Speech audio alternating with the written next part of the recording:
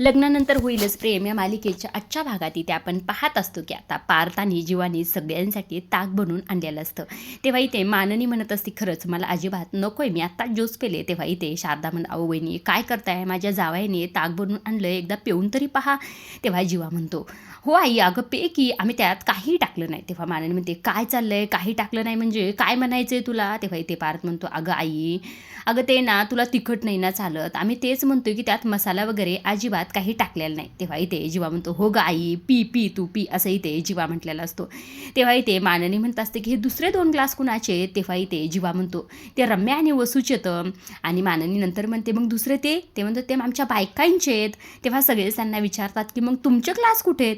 तेव्हा इथे पार्थ म्हणत असतो, अगं काय आई आमचं आता लग्न झालंय ना, तुला कळत कसं नाही, आम्ही दोघे एकाच ग्लासमध्ये ताक पिणार आहोत. तेव्हा जीवा देखील म्हणतो, ते नाही का एका नारळ पाण्यामध्ये 2 स्ट्रॉ टाकून पितात, तसं अगदी आम्ही ग्लासमध्ये स्ट्रॉ टाकून माझ्या चकाचक बाईसोबत मी हे शेअर करणार आहे, असं इथे जीवानी म्हटलेलं असतं. तेव्हा ह्यांना दोघांना खरं तर सगळेच जण चिडवत असतात. तेव्हा इथे हे दोघेही म्हणत असतात, बस झालं आता आम्ही जातो आमच्या बायकांकडे, असं म्हणून हे दोघेही इथून निघून गेलेले असतात. तेव्हा इथे युथ म्हणत असतो, एका ग्लासात पिणार जणू हे, असं इथे म्हटल्याबरोबर मानन त्याला एक फटका देते, म्हणत असते, मेल्या ह्यांच्यासारखं तू अजिबात वागायचं नाहीस बघ, असं इथे खरं तर युथला म्हटलेले असते.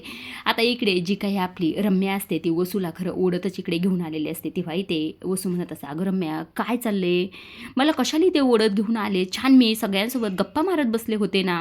तेव्हा इथे रम्या म्हणत असते, त्यासाठीच खरं तर मी तुला ओढत आणलेलं आहे, घरोबाच करून बसलीस त्यांच्याबरोबर, तू हसतेस काय, गप्पा काय मारतेस, मागच्या ओळीचे किस्से काय सांगतेस, तुला काय आवडायला लागले काय त्यांच्याबरोबर राहायला, त्यांनी काय आपल्याला त्यांच्या सामील करून घेतलं म्हणून तू काय त्यांच्यातच जाऊन राहणार का, असंही ते रम्या म्हटल्याबरोबर वसू म्हणत असतात, तू नाही त्यांच्याबरोबर नाचलीस, तू नाही त्यांच्याबरोबर होळी खेळलीस, असंही ते म्हटल्याबरोबर रम्या म्हणत असते, अगं हो पण मी सगळं काही हे नाटक करते हे मला चांगलंच माहीत आहे, तुला लक्षात आहे का पण. तेव्हा इथे वसू म्हणत असते, हो ग बाई माझ्या लक्षात आहे, अगं बघ ना आता गेले कित्येक दिवस झालं आपल्याशी कुणीही नीट बोलत नव्हतं, आपल्या वागण्यामुळे आपल्याकडं डुंकून देखील बघत नव्हतं, आता सगळ्यांशी जरा बोलते बसते तर छान वाटतंय, करू दे ना, तुला काय त्रास होतोय, असंही ते वसू म्हटलेले असते. हे बघ आई, हसू जसं न कळत येतं का, तसं संकटसुद्धा न कळतच येतं. हसण्याच्या नादात तू खरं उगच काहीतरी असं सांगू नको ज्यामुळे आपलं नुकसान होणार आहे.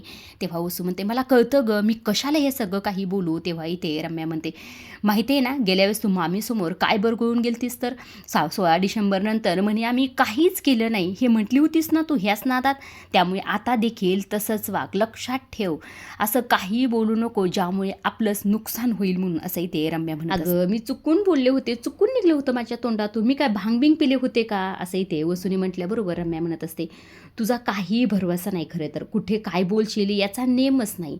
आणि तिला लगेच आठवतं की रात्री काच देखील फुटला होता, तू म्हणली होतीस ना अशुभ असतं. तेव्हा इथे वसू म्हणतं, अगं हो अशुभच असतं. तेव्हा इथे रम्या म्हणत असते, बापरे मग तर तू सावधच राहायचं बघ आई, अगं ह्या माणसांचं काही भरवसा नाही खरं तर, आपण जसं त्यांच्याबरोबर हसून खेळून वागतोय, नाटक करतोय, तसंच ते सुद्धा आपल्यासोबत करत असतील तर.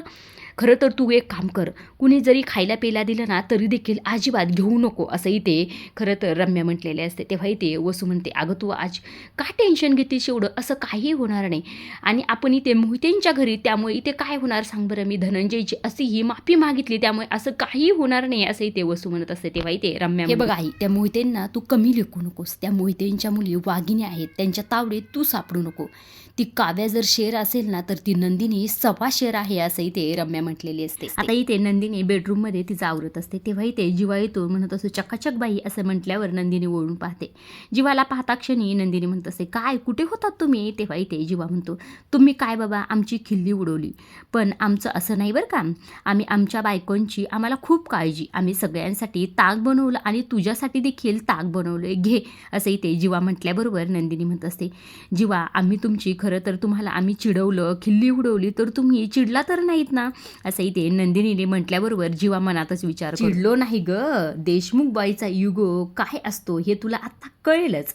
तेव्हा नंदिनी म्हणते, काय झालंय ओ पसारेवाले, सांगा की काय झालं, चिडलात का. तेव्हा इथे जीवा म्हणतो, नाही ग वेडीस का तू, आम्ही कशाला चिडू सांग बरं, मी तुझ्यासाठी छान असं ताक बनवलंय, हे ताक पिऊन टाक बरं आधी, तुला माझ्या हातची खासियत माहिती आहे का काय आहे, माझं ताक एकदम स्पेशल मी ताक बनवतो असंही ते जीवा म्हणत असतो. तेव्हा इथे खरं नंदिनी म्हणते, हो ठीक आहे बाबा मी पिते असं म्हणून ती ग्लास तोंडाला लावते. मात्र इथे नंदिनीला शंका आलेली असते. ती लगेच म्हणते, जीवा मला खरं सांगा, तुम्ही यात काही टाकलं तर नाही ना, भांग नाही ना याच्यात? असंही ते म्हटल्याबरोबर जीवाला काय बोलावं हेच कळत नसतं. त्याच वेळी खरं दुसऱ्या बाजूला इथे दाखवण्यात आलेलं. आता इकडे बेडरूममध्ये काव्या तिची आवरावर करत असते. तेव्हा खरं पार्थ हळूच आवाज न करता तिच्या मागे येऊन उभा राहतो. आता ती मागे काव्या पाहते तेव्हा इथे फार घाबरलेली असते. तेव्हा इथे खरं काव्या पार्थला म्हणते, असं कोण करतं सांगा बरं? मी तुम्हाला बोका म्हणते म्हणजे असा आवाज न करता माझ्या मागे मागे येणं अपेक्षित आहे का? असं कोण करतं ओ? चोरासारखं असं माझ्या मागे खरं अजिबात येऊ नका. मी किती घाबरले ओ. तेव्हा इथे पार्थ हसत असतो. तेव्हा इथे काव्या म्हणते, काय हसताय तुम्ही सांगा बरं? किती घाबरले मी देशमुख? असं इथे म्हटल्याबरोबर पार्थ म्हणतो, सॉरी हा माझी मिनी माऊ, घाबरली का? सॉरी, खरंच सॉरी. मी तुमच्यासाठी मस्त असं स्पेशल ताक बनवून आणलेलं आहे, प्या तुम्ही.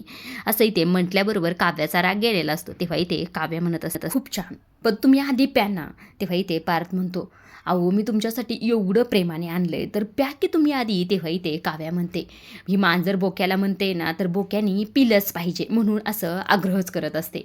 तेव्हा पार्थला काय करावं काय नाही हे सुचतच नाही. अहो काव्या तुम्ही प्या की. मी अहो बाहेरच पेलो, तुम्ही आतमध्ये होते ना तेव्हा मी पिऊन टाकलं. हे ऐकल्याबरोबर काव्या म्हणत असते, काय तुम्ही मला सोडून माझ्या परस्पर ताक पिलात? अहो आपला पहिला सण आहे हा आणि माझ्याशिवाय तुम्ही ताक पिलात? तेव्हा पार्थला काय बोलावं हेच कळत नाही. तेव्हा ते म्हणत असतो, अरे काय ना बाहेर सगळेच जण बसले होते, म्हणजे माझी सासू सासरे आणि माझ्या सासूने मला आग्रहच केला, त्यामुळे मला नाही म्हणताच आलं नाही. काय करू सांगा बरं? असं ते पार्थ म्हटल्याबरोबर काव्या म्हणत, आई असं म्हणाली? असं म्हणून पार्थकडे ती प्रेमाने जात असते. तेव्हा लगेच पार्थमध्ये ग्लास आणतो. आधी हे प्या ना तुम्ही, असंही ते म्हणत असते. तेव्हा इथे काव्या म्हणते, हो का माझ्यासाठी तुम्ही आणलं? आता इथे काव्या पिणारच असते. तेव्हा इथे पार्थ म्हणतो, प्या प्या प्या. त्यात बर्फ देखील टाकलाय, कोथिंबीर टाकली आणि भांग तर अजिबातच टाकली नाही, मी काही नाही टाकलं.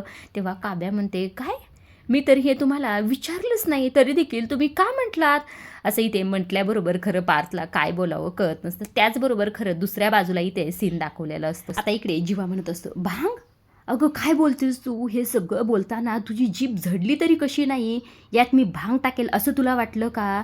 तुझा माझ्यावर खरं तर विश्वासच नाही. असं इथे जीवा म्हटल्याबरोबर नंदिनी शांत बसलेली असते. तेव्हा जीवा म्हणतो, थांब, चल तू चल बाहेर चल. असं म्हणून नंदिनीला ओढतच बाहेर गॅलरीत घेऊन येतो आणि खाली सगळ्यांना ओरडत म्हणत असतो, ओ ताई माई अक्का काका, मी या ताकात भांग म्हणजे या ताकात काही वेगळं घातलंय का? असं वाटतंय का तुम्हाला? असंही ते सर्वांना विचारत असतो.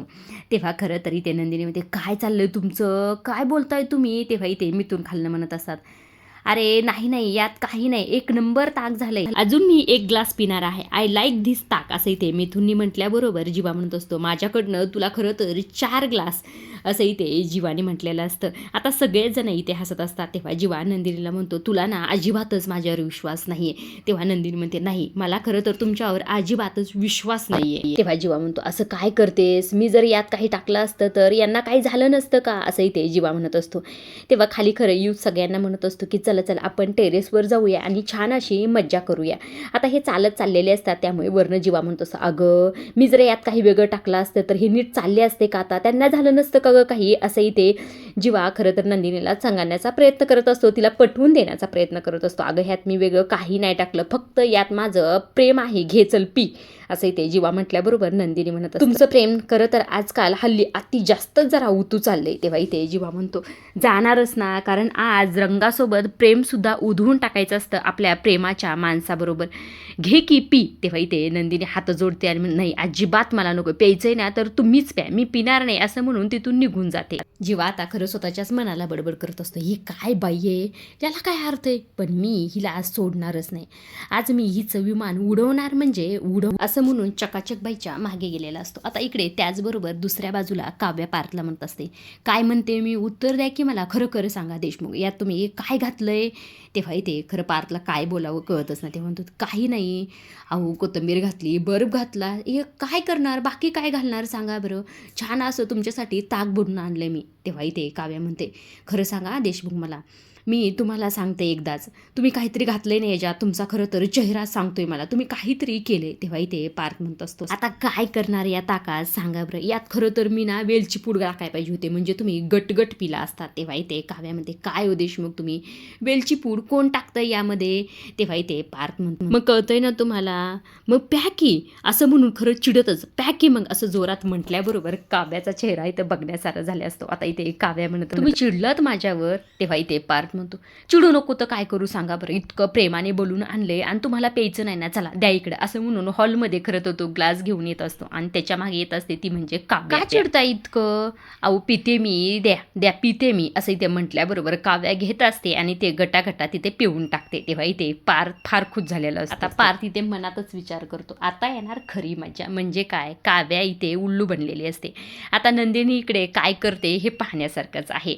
आता इकडे खरं काव्याने पिलेलं असतं, त्यामुळे तिला लगेच इथे भांग चढलेली असते. तेव्हा पार्थ म्हणतो, छान आहे ना, छान आहे ना, थंड लागतंय ना, प्या प्या सगळं प्या. आता इथे काव्याने पूर्ण ग्लास पिलेला असतो. आता तिला चढलेली असते, त्यामुळे म्हणत असते, हो अगदी तुमच्यासारखं छान आहे, एकदम चटपटीत आहे, असं पारचा गाल उडतच इथे म्हणत असते. त्याच वेळेकडे इकडे जीवा नंदिनीच्या मागं लागलेला असतो, तो ताक पिण्यासाठी. ती नको नको म्हणत असते आणि तो तिच्या मागं लागलेला असतो.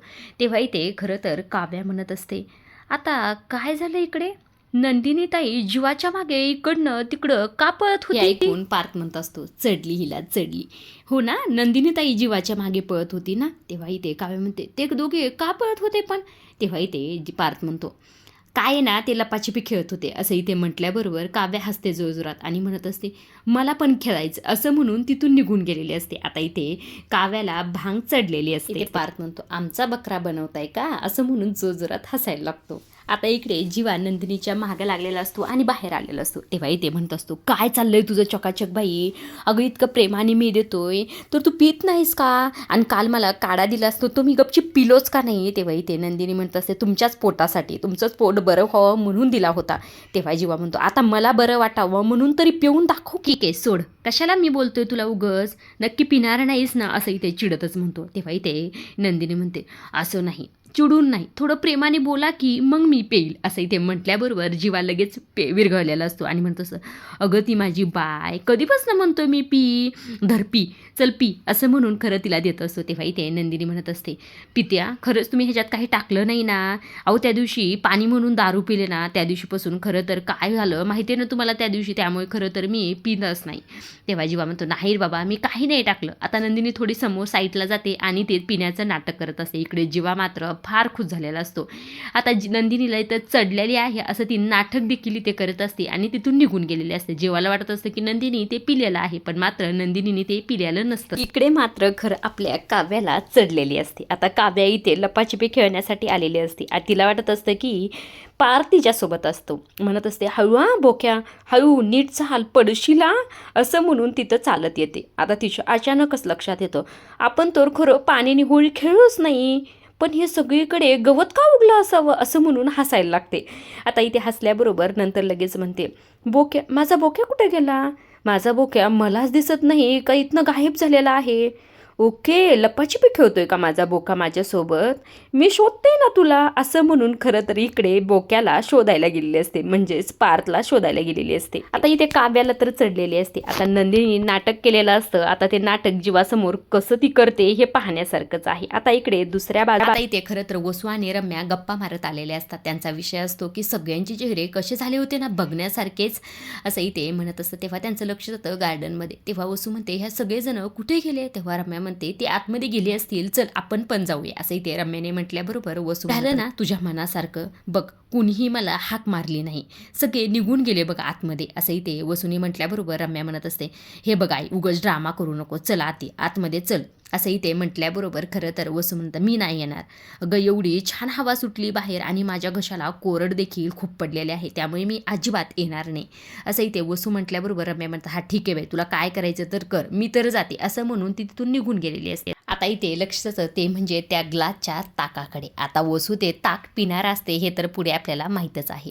आता इकडे दुसऱ्या बाजूला नंदिनी सगळं काही ते नाटक करत असते. ती आता इथे स्कूटीवर बसलेली असते आणि म्हणत ती खरं तर इथे उलटी बसलेली आहे ती स्कूटीवर. तेव्हा इथे जीवाला म्हणत असते, जीवा तुम्ही नीट पकडून बसा, पडतान बरं का. तेव्हा इथे जीवा म्हणतो, नाही नाही मी अजिबात पडत वगैरे नाही, तू मस्त चालव, मी तुझ्या मागेच बसलेला आहे. तेव्हा जीवा इथे म्हणत असतो, तू एकदम मस्त चालवतेस हा नंदिनी. आता इथे नंदिनी गाडीची स्पीड वाढवते आणि म्हणत असते, हा स्पीड बरोबर आहे ना जीवा. तेव्हा जीवा म्हणतो, हो हो एकदम बरोबर आहे तुझ्या स्पीड. तेव्हा इथे नंदिनी म्हणते, काय वारा देखील छान सुटलाय ना, आणि आज ट्रॅफिक कशी नाही बरं. तेव्हा इथे जीवा म्हणत असतो, अरे आपण रनवेवर आहोत, कसं पासणार ट्रॅफिक सांग बरं मला. तेव्हा इथे नंदिनी म्हणते, अहो तुम्ही इथे उभा कशाला, तुम्ही बसा की, तुम्ही पडतान की. असं इथे नंदिनी खरं तर हे सगळे काही नाटक करत असते आणि जीवाला देखील हे खरं वाटत असते. इथे नंदिनी म्हणते, एक मिनिट, माझी स्कूटी रनवेवर कधी आली. तेव्हा इथे जीवा म्हणतो, अगं स्कूटी, अगं आपण विमानात आहोत, विमानात. असं इथे म्हटल्याबरोबर, हो का विमानात आहोत आपण, मग कुठे चाललोत आपण. असं इथे नंदिनीने विचारल्याबरोबर जीवा म्हणतो, अगं आपण खूप दूर चाललोत आणि खिडकीच्या बाहेर अजिबात हात काढायचा नाही, आणि कोणी खायला दिलं ना तरी देखील अजिबात. असं जीवानी म्हटल्याबरोबर नंदिनी म्हणत असते, नाही नाही मी अजिबात कुणाचंही काही घेणार नाही, पण तुम्ही काही खाणार का. असं इथे म्हटल्याबरोबर जीवा तिच्या जवळ जातो आणि म्हणत असतो, काय काय. असं इथे म्हटल्याबरोबर खरं नंदिनी त्याच्या जोरात एक कानाखाली वळते आणि म्हणत असते, काय आलात का शुद्धीवर. असं इथे म्हटल्याबरोबर जीवाची फार इथे फजिती झालेली असते. तेव्हा जीवा म्हणतो असतो, अगं तू तर ताक पिली होतीस ना, भांग नाही नाही ताक पिली होतीस ना. तेव्हा इथे नंदिनी म्हणते, अजिबात नाही, तुमची बायको आहे ना, मी ताकसुद्धा फुंकूनच पेते आणि मी ताक अजिबात पिले नव्हतं. असं इथे नंदिनी म्हटलेली असते. म्हणजे तू इतक्या वेळ मला मूर्ख बनवतेस. तेव्हा नंदिनी म्हणते, बनवायचं काय त्यात, जे आहे ते आहे. तेव्हा इथे जीवा रागातच म्हणतो, हे बघ. तेव्हा नंदिनी म्हणते, हे काय बसायचं विमानात तुम्हाला.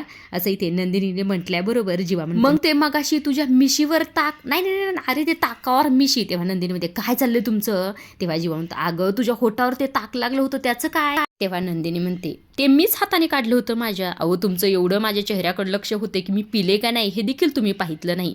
जा बघा तिथेच असेल तो ग्लास आणखी देखील. असं इथे नंदिनी म्हटलेले असते. आजच्या पुरतं एवढंच. पुढील भाग पाहिला अजिबातच विसरू नका. पुढील भागात इथे पाहणार असतो की तो ग्लास ताकाचा इथे वसूनी पिलेला असतो.